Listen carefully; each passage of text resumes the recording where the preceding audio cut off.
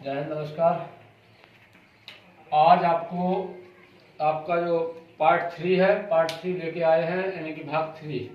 भाग 3 में आपको आज पढ़ाया जाएगा मौलिक अधिकार। ये आपके लिए हम बता दें किन किन परीक्षाओं के लिए उपयोगी है। बीए प्लस कंपटीशन, किसी भी एग्जाम में आप बैठते हैं तो आपको सबसे ज़्यादा क्वेश्चन यहाँ से मिलते हैं। आइए आज हम इसके बारे में बात कर लेते हैं। मौलिक अधिकार, मौलिक अधिकार और कर्तव्य। मौलिक अधिकार अगर हम बात कर लेंगे, पहले हम पढ़ रहे हैं मौलिक अधिकार। तो मौलिक अधिकार हमारे भाग 3 में दिए गए हैं। भाग 3 में मौलिक अधिकारों का वर्णन किया गया है। अनुच्छेद 12 से लेकर अनुच्छेद 35 तक मौलिक अधिकार का वर्णन देखने को मिलता है। हमने मौलिक अधिकार कहाँ से ग्रहण किए? हमने मौलिक अधिकार अमेरिका से ग्रहण किए हैं। कहाँ से किए हैं? अमेरिका से। अब हम बात कर लेते हैं कि आखिर मौलिक अधिकार है क्या। तो पहले तो हम प्रोफेसर M.B. पायरी के शब्दों में बात करेंगे। प्रोफेसर साहब थे, इनका नाम था M.B. पायरी। Professor M.B. पायरी जी कहते हैं कि मौलिक अधिकार एक ही समय पर शासकीय शक्ति से व्यक्ति स्वतंत्रता की रक्षा करते हैं और शासकीय शक्ति द्वारा व्यक्ति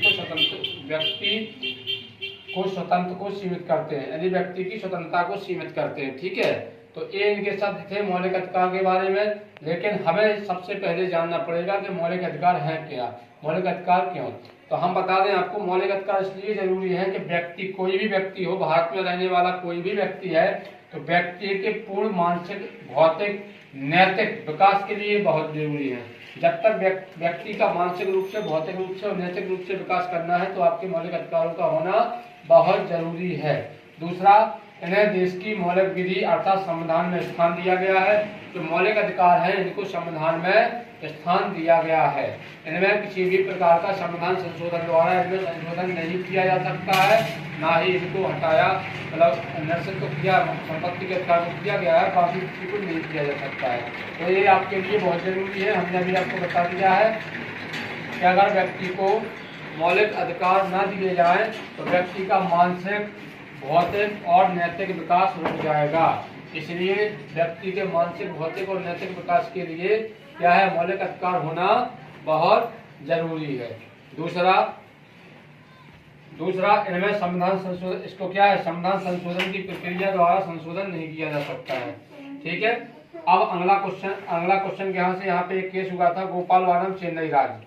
मौलिक अधिकारों से को लेकर एक केस है, गोपालवानम चेन्नई राज्य। ये बीए में क्वेश्चन आएगा, बीए की परीक्षा की दृष्टि से, गोपालवानम चेन्नई राज्य। तो इस केस में स्टैंप पे जो न्यायमूर्ति थे, यानी न्यायाधीश थे, वो थे पतंजलि शास्त्री। देख लीजिए कौन थे, पतंजलि शास्त्री। तो पतंजलि शास्त्री ने कहा था कि मौलिक अधिकारों की मुख्य विशेषता यह है कि ये राज्य द्वारा पारित विधियों से ऊपर है। राज्य के चाहे जितने नियम हो जाए, लेकिन मौलिक अधिकारों से ऊपर नहीं हो सकते हैं। मौलिक अधिकार ब्रांड। ठीक है, दूसरा हम अगर बात कर ले तो मौलिक अधिकार न्याय योग्य है। और मौलिक अधिकार न्याय योग्य है मतलब इनकी रक्षा के लिए न्यायपालिका, यानी कि जो कानून बनेगा, न्यायपालिका इनकी रक्षा के लिए कदम उठा सकती है। कोई भी कठोर कदम इनका मौलिक अधिकारों का क्या, हनन नहीं किया जा सकता। तो ये आपको पता होना चाहिए। लास्ट में अगर आगे हम बात करें तो भारतीय संविधान द्वारा भारतीय नागरिकों को 7 मौलिक अधिकार प्रदान किए गए थे। प्रारंभ में आपके संविधान द्वारा भारतीय नागरिकों को 7 मौलिक अधिकार प्रदान किए गए थे, जिसमें थे जो आपका 44वां संविधान संशोधन हुआ था 1979 में। उसमें संपत्ति के अधिकार को हटा के अनुच्छेद यानी आर्टिकल 300 के काम में संपत्ति के अधिकार को रख दिया गया और वर्तमान में संपत्ति का अधिकार एक संवैधानिक अधिकार बन गया है। अब आगे जल्दी से हम इसको देख लेते हैं। अब भारतीय संविधान में 6 मौलिक अधिकार हैं। पहला है समता समानता का अधिकार, दूसरा है स्वतंत्रता का अधिकार, तीसरा है शोषण के विरुद्ध अधिकार, चौथा है धार्मिक स्वतंत्रता का अधिकार, पांचवा संस्कृति तथा शिक्षा संबंधी अधिकार और छठवां है संवैधानिक उपचारों का अधिकार। हम आपको बता दें, ये आपका जो चलता है समानता का 14 से 18 है, 19 से 22 है, अनुच्छेद 19 से 22, 23-24 में आपका शोषण चलता है, 25 से 28 से आपका स्वतंत्रता का अधिकार, 29-30 से आप संस्कृति शिक्षा का अधिकार, संवैधानिक उपचार 32 से 35। ये आपको याद होना चाहिए। अब आपको सेकंड जो लेक्चर मिलेगा उसमें मिलेगा यहाँ से समानता का अधिकार। समानता का अधिकार जो आपका है,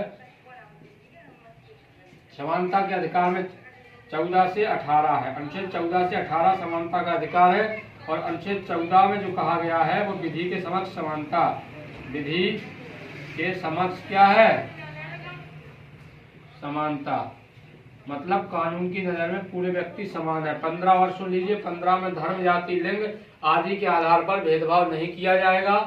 15 में क्या है, धर्म, जाति, लिंग आदि के आधार पर, स्थान भी ले लेंगे, स्थान आदि के आधार पर भेदभाव नहीं किया जाएगा। 16 लोक नियोजन है, लोक नियोजन है। 17 है, फिर ये 18 है।